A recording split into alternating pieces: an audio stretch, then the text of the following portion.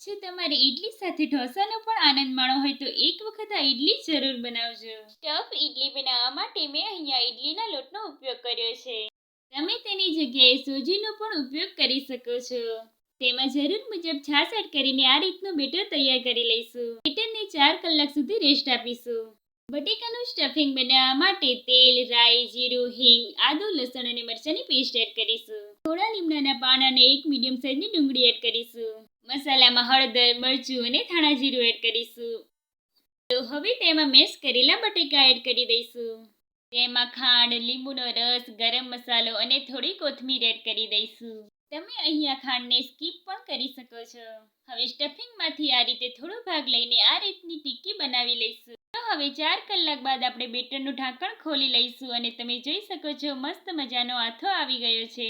તેમાં સ્વાદ પ્રમાણે મીઠું નાખીશું.